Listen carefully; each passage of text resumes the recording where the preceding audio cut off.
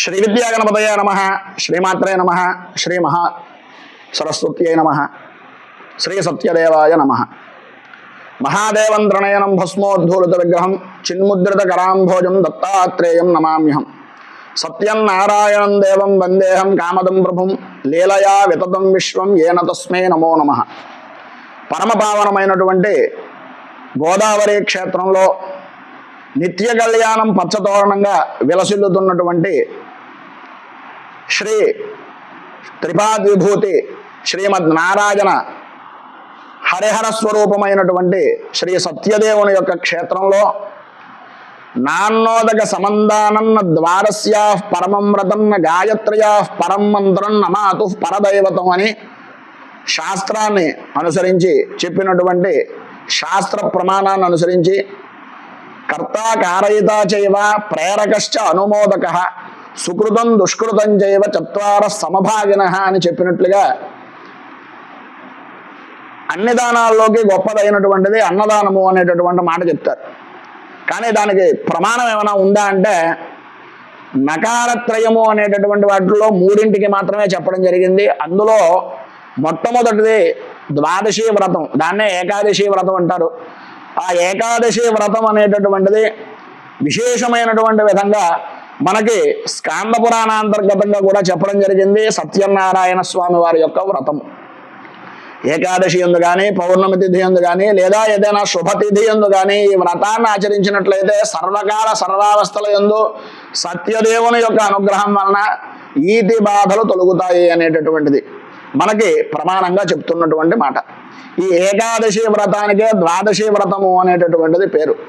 ఈ ద్వాదశి వ్రతానికి సంబంధించినంత వరకు ప్రధానమైనటువంటిది పారణం అంటే భోజనం.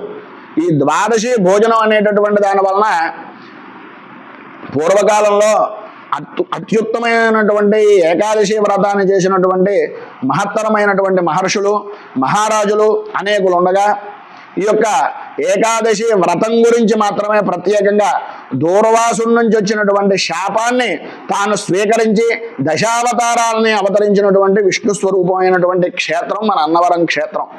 ఈ క్షేత్రంలో విశేషమైనటువంటి రెండవ పాదమైనటువంటి నాన్నోదక సమందానం మొట్టమొదటి దాంట్లోనే చెప్పారు. ఏంటయ్యా అంటే అన్నదానాన్ని మించినటువంటి దానము, అలాగే దాహం వేస్తోంది అన్నటువంటి వాడికి మంచినీళ్ళు ఇవ్వడం అనేటటువంటిది చాలా ఉత్కృష్టమైనటువంటిది. నాన్నోదక సమందానం, దీన్ని మించినటువంటి దానం లేదు అని చెప్పారు. నా ద్వాదశ్యా పరమం వ్రతం, వ్రతాల్లో ద్వాదశి వ్రతాన్ని మించినటువంటి వ్రతం లేదు అని. నాన్నోదక సమందానం నా ద్వాదశ్యా పరమం వ్రతం నా గాయత్ర్యా పరం మంత్రం, మంత్రాలన్నింటిలోకి ఉత్తమమైనటువంటిది గాయత్రి అని చెప్పేసి, అలాగే తల్లిని మించినటువంటి దైవం లేదు అని చెప్పేసి మనకు శాస్త్రం చెబుతున్నటువంటి మాట. మనకి కర్త కారయిత చైవ అంటే చేసేటటువంటి వ్యక్తి, చేయించేటటువంటి వ్యక్తి, ఆమోదించినటువంటి వ్యక్తి, సహకరించినటువంటి వ్యక్తికి మంచైన చెడైన సమానమైనటువంటి భాగాలుగా వస్తాయి అని మనకు శాస్త్రం చెబుతున్నటువంటి మాట. ఇందులో ప్రధానమైనటువంటిది ఏంటయ్యా అంటే మనం తెలుసుకోవలసినటువంటిది మహత్తరమైనటువంటి సత్పురుషుల సాంగత్యం దొరకడం, దాన్ని సద్వినియోగం చేసుకునేటటువంటి విధానంలో ఉండడం అనేటటువంటిది చాలా గొప్పది. మనకి తెలుగులో నానుడిగా ఒక మాట ఉంది, శ్రీరంగం వెళ్ళి కుళ్ళు వైష్ణవుడు కాళ్ళు పట్టుకున్నారని. అన్నవరం లాంటి గొప్ప క్షేత్రం వెళ్ళి ఎవరి కాళ్ళు పట్టుకుంటాము అంటే సత్యదేవుని యొక్క కాళ్ళకు ముందుగా బ్రాహ్మణికి నమస్కారం చేస్తాం. సత్పురుషుడైనటువంటి బ్రాహ్మణుడు ఎవరైనా దర్శనమిస్తారా అంటే అందులో నిజంగా చెప్పుకోవాల్సినటువంటి మహా ఉత్కృష్టమైనటువంటి వ్యక్తి ఎవరయ్యా అంటే మన నాగాభట్ల కామేశ్వర శర్మ గారు. ఎందు గురించి ఈ మాటని చెప్తున్నానంటే ఆయన ధర్మాన్ని ఆచరిస్తూ ఆచరింపజేస్తున్నటువంటి మహాపురుషుడు.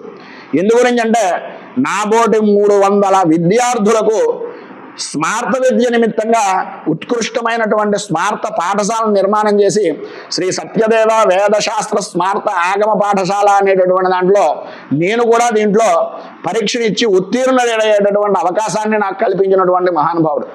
ఇందులో ఉత్కృష్టమైనటువంటి మాట అని ఎందుకంటున్నానంటే స్మార్తానికంటూ ఒక విద్యా వ్యవస్థ అనేటటువంటిది లేని సమయంలో స్మార్త పాఠశాల పెట్టాలి, స్మార్తులకు కూడా గుర్తింపు ఇవ్వాలి అనేటటువంటి జిజ్ఞాస కలిగినటువంటి మహానుభావుడు ఆయన. అంతేకాకుండా ఏకాదశి వ్రతం ఆచరించి ద్వాదశి భోజనానికి సంబంధించినటువంటి పారణం చెయ్యాలి. ఈ యొక్క క్షేత్రంలో సత్పురుషులు కానీ సద్బ్రాహ్మలు కానీ ఆయుధాగ్నులు కానీ వస్తే సవ్యమైనటువంటి విధానంలో భోజన వ్యవస్థ లేదు అని ఆయన మదనపడుతూ ఆయన ఇంటికి అతిథి అభ్యాగతులుగా తీసుకుని వెళ్ళి ఎంతో మహానుభావులందరికీ కూడా వారి గృహంలో ఆతిథ్యాన్ని ఇచ్చినటువంటి సత్పురుషులైన ఆ యొక్క ప్రేరణ వలన, ఆ సత్పురుషుల యొక్క సాంగత్యం వలన బ్రాహ్మణులందరికీ కూడా అన్నదానం పెట్టేటటువంటి ఏర్పాటు చేయండి అని పరమాచార్య స్వామి లాంటి మహాపురుషులు, అలాగే ఎంతో విశేషమైనటువంటి క్షేత్ర దర్శనం చేసినటువంటి సద్గురువుల యొక్క ఉపదేశం మాత్రం చేతన ఆయన అందరినీ ఉద్ధరించాలి అనేటటువంటి సదుద్దేశంతో ప్రత్యేకంగా బ్రాహ్మణులకి ప్రత్యేకమైనటువంటి అన్న వసతి అనేటటువంటిది లభ్యం అవ్వాలి అని ఆయుధాగ్నులు వచ్చినటువంటి వారు స్వయం పాకం చేసుకునేటటువంటి అవకాశాన్ని కల్పించాలి అనేటటువంటి ఉద్దేశంతో సత్యదేవుని యొక్క సన్నిధిలోనే మళ్ళీ ఎక్కడో దూరంగా పెడితే ఆ సత్యదేవుని యొక్క ఆశీస్సులు వీళ్ళు అందుకోవడానికి కొంచెం ఆలస్యం అవుతుందేమో అనే ఉద్దేశంతో ఆ మెట్ల మార్గం ఎక్కడైతే ఉందో ఆ ప్రదేశంలోనే ఎంత ధర అయినా సరే, ఎందు గురించి అంటే బ్రాహ్మడు వచ్చాడో అడిగాడు అంటే కనుక దానికి రెక్కలు, భూమికి రెక్కలు వచ్చేసేటటువంటి పరిస్థితులు కూడా ఆయన యొక్క స్థలాన్ని, ఇంటిని కూడా తనఖా కింద బ్యాంకుల రూపకంగా ఆయన కొన్ని రకాలుగా ఆయన యొక్క సొంత విషయాలను చెప్పడం అనవసరం అనుకోండి, కానీ చెప్పవలసినటువంటి పరిస్థితి. ఎందు గురించి అంటే అలాగా ఆయన ఆస్తిని కూడా తనఖా పెట్టి ఆ స్థలాలను కొనడం, అక్కడ నిర్మాణాది కార్యక్రమాలు దాతలు అందరూ సహాయ సహకారాలు అందించడం వలన విశేషమైనటువంటి విధానంలో అక్కడ ఒక ఉత్కృష్టమైనటువంటి మహత్తరమైనటువంటి భవన నిర్మాణం జరిగింది. కరోనా లాంటి సమయంలో కూడా ఏదో రకంగా భగవత్ సేవకు అంకితం చెయ్యాలి, బీదలకి అలాగే బీద బ్రాహ్మణులకి సహాయ సహకారాలు అందించాలని స్వయం పాక రూపకంగా కానీ లేదా ఆయన కుదిరినంత వరకు అందరికీ కూడా ఉపకారం చేసినటువంటి మహోత్కృష్టమైనటువంటి వ్యక్తి. ప్రధానంగా ఈ అన్నదానము అనేటటువంటిది ఆయన తీసుకున్నటువంటి ప్రధానమైనటువంటి నిర్ణయం. ఎందు గురించి అయ్యా అంటే గజతురగ సహస్రం గోకులం భూమిదానం కనకరజత పాత్రం మేదినీ సాగరాంతం ఉభయకుల పవిత్రం కోటి కన్యా ప్రదానం నభవతు సమతుల్యం అన్నదాన సమాన అని చెప్పేసి దీంట్లో ఉండేటటువంటి అంతరార్థం పెద్దలందరికీ తెలుసున్నటువంటిదే. గజతురగ సహస్రం అంటే ఏనుగులు కానీ గుర్రాలను కానీ సహస్రాధికమైనటువంటి ఉత్తమమైనటువంటి మేలుజాతికి దానం చేస్తే ఎంత ఫలితం వస్తుందో, అలాగే కోటి కన్యా ప్రదానం ఒక కోటి ఉన్నతమైనటువంటి కన్యలను దానం చేస్తే ఏ విధమైనటువంటి ఫలితం వస్తుందో, గజతురగ సహస్రం గోకులం భూమి దానం బ్రహ్మాండమైనటువంటి సస్యశ్యామలమైనటువంటి భూమిని గోవులను దానం చేస్తే ఏ విధమైనటువంటి పాడి పంటలు ఇచ్చేటటువంటి గోవుని భూమిని కూడా దానం చేస్తే ఎంత విశేషమైన ఫలితం వస్తుందో, కనక రజిత పాత్రం మేదిని సాగరాంతం వెండి బంగారపు పళ్ళాలతోటి దాన ధర్మాలు చేసి అలాంటి విశేషమైనటువంటి దానం చేస్తే ఎంత విశేషమైన ఫలితం వస్తుందో, ఉన్నతమైనటువంటి కన్యలను దానం చేస్తే ఏ విధమైనటువంటి ఫలితం వస్తుందో వాటన్నింటినీ కూడా ఒక త్రాసులో పెట్టి ఒకరికి భోజనం పెట్టినటువంటి ఫలితాన్ని ఒక త్రాసులో పెడితే శ్రీకృష్ణుడు ఏ విధంగా అయితే రుక్మిణీదేవి తులసి దళానికి సంతుష్టుడై ఆ కనకవర్షం కురిపించేటటువంటి శమంతకమను నుంచి ఇచ్చినటువంటి బంగారు బారువులను కూడా లెక్క చేయకుండా తులసి దళం ఏ విధంగా అయితే కృష్ణుడిని సంతృప్తి చేసిందో ఒక అన్నదానం చేసినటువంటిది ఈ విధమైనటువంటి దానాలతో సమానమైనటువంటి ఫలితం కలుగుతుంది అనేటటువంటిది మనకి శాస్త్రం చెప్పినటువంటి మాట. ఎక్కడో దానం చేస్తాం, ఏదో విధంగా దానాలు చేస్తాం, అది సవ్యమైనటువంటి విధానంలో వినియోగం అవుతోందా లేదా అనేటటువంటిది ప్రధానంగా తీసుకోవాలి. ఇక్కడ ఖచ్చితమైనటువంటి విధానంలో సప్రమాణంగా అన్ని విధాలా కూడా శుచిగా శ్రోత్రీయమైనటువంటి విధానంలో బ్రాహ్మణ అన్నదానం అనేటటువంటిది జరుగుతోంది. ఆ విధంగా సహకరిస్తున్నటువంటి భక్తులందరికీ కూడా నిజంగా శతాధికమైనటువంటి ప్రణామాలు తెలియజేసుకుంటున్నాం. ఈ మాట ఎందు గురించి చెప్తున్నానంటే మొన్నటి రోజున ఈ మధ్యకాలంలో మనం చెప్పుకునేటటువంటిది కేదారనాథులో ఈ విశేషమైనటువంటి వరదల కారణంగా ఆ లింగం చుట్టూ కూడా అనేక విధమైనటువంటి మృతదేహాలు ఉన్నాయట. ఆ మృతదేహాలన్నింటినీ కూడా తీసిన తర్వాత దీన్ని ఏ విధంగా శుద్ధి చేయాలి అనేటటువంటి దాని గురించి శాస్త్ర పండితులందరినీ తెలుసుకుంటే అక్కడ చెప్పినటువంటి మాట ఏంటయ్యా అంటే సంతులను అలాగే సద్బ్రాహ్మణులను అంటే త్రికాల సంధ్యావందనం ఆచరించేటటువంటి బ్రాహ్మణోత్తముల్ని గర్భాలయంలోకి తీసుకుని వెళ్ళి అక్కడ వారికి భోజనం పెట్టండి. ఆ భోజనం చేసిన తర్వాత అక్కడ ఉండేటటువంటి ఉచ్ఛిష్టం తీయడం వలన అక్కడ గర్భాలయం శుద్ధి అవుతుంది అని శాస్త్రం చెప్పింది, మనం చెప్తున్నటువంటి మాట కాదు.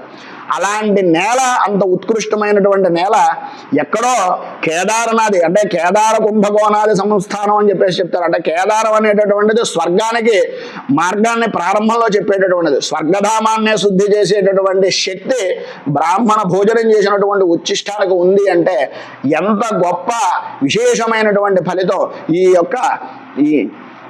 అన్నదాన కార్యక్రమానికి, అన్నదాన సత్రానికి ఉపకారం చేసినటువంటి మహానుభావులు ఎంత గొప్పవారు, వారి తరతరాలు ఏ విధంగా ఉన్నతిని చెందుతాయి అనేటటువంటిది ఈ యొక్క ఉదాహరణ ద్వారా తెలుసుకోగలుగుతారు.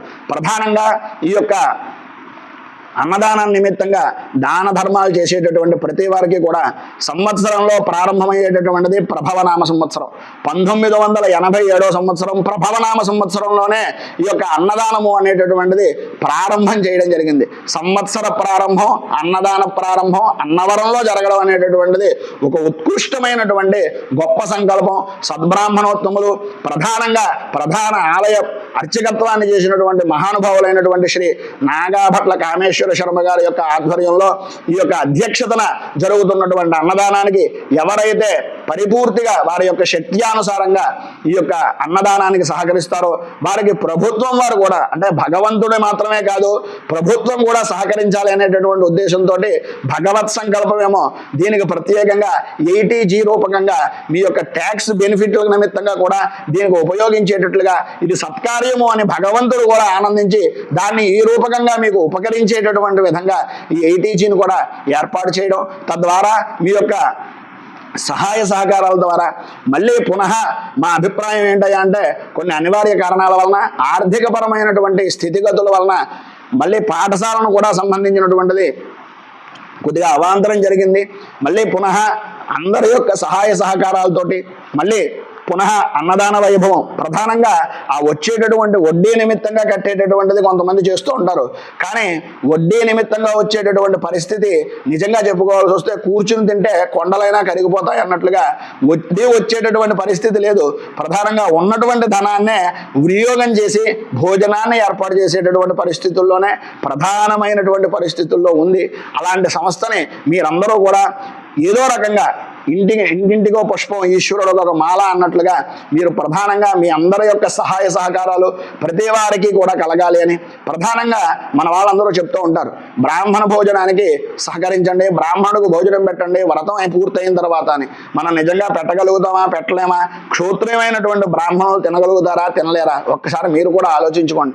అలాంటి ఉద్దేశం ఉన్న ప్రతి వారు మీ పెళ్లి రోజు అవ్వచ్చు, మీ పుట్టినరోజు అవ్వచ్చు, లేదా మీ పితృదేవతలకు సంబంధించినటువంటి పితృతిథి అవ్వచ్చు, ఉన్నతమైనటువంటి ఉత్కృష్టమైనటువంటి స్థితి గతి కలగాలి పితృదేవతలకు కానీ మనకి కానీ మన యొక్క వంశానికి కానీ అనుకునేటటువంటి మనస్ఫూర్తిగా కోరుకున్నటువంటి వారు ఒక బ్రాహ్మణుడికి భోజనం పెడదాము అనేటటువంటి ఐహికమైనటువంటి ఇచ్చ కలిగినటువంటి ప్రతి వారు కూడా ఇందులో మీరు వినియోగం చేయడం వలన ఒక గుప్పిడ ధాన్యం ఏ విధంగా అయితే భూమి మీద జల్లితే ఒక బస్తాడు ధాన్యంగా వృద్ధి చెందుతుందో మీరు ఒకరికి పెట్టినటువంటి అన్నదానానికి సంబంధించినటువంటి స్థితి మీ వంశానికి అంతటికీ కూడా అంకురంలో ఉపయోగపడి మీ ఉన్నతికి ఉత్కృష్టమైనటువంటి స్థితికి ఆ సత్యదేవుని యొక్క అనుగ్రహం పరిపూర్తిగా ఉంటుంది. అలాగే బ్రాహ్మణుల యొక్క ఆశీర్వచనం వలన మీరు కూడా ఉన్నతమైనటువంటి స్థితి పొందుతారు అని మనస్ఫూర్తిగా కోరుకుంటూ ఈ యొక్క అన్నదానానికి సహాయ సహకారాలు అందించే ప్రతి వారికి కూడా ఆ యొక్క సత్యదేవుని యొక్క అనుగ్రహం వలన, రాజరాజేశ్వరి సైతం ఉమా కుక్కుటేశ్వర స్వామి వారి యొక్క అనుగ్రహం వలన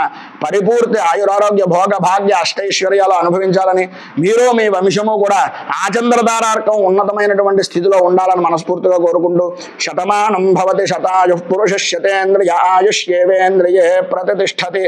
రైతు బాగుండాలి, రాజ్యం బాగుండాలి, దేశం బాగుండాలి, జవాన్లు బాగుండాలి అని మనస్ఫూర్తిగా కోరుకుంటూ స్వస్తి ప్రజాభ్యః పరిపాలయంతాం న్యాయేన మార్గేణ మహీమహేషాః గోబ్రాహ్మణేభ్యః శుభమస్తు నిత్యం. లోకాః సమస్తాః సుఖినో భవంతు, సర్వే జనాః సుఖినో భవంతు. స్వస్తి.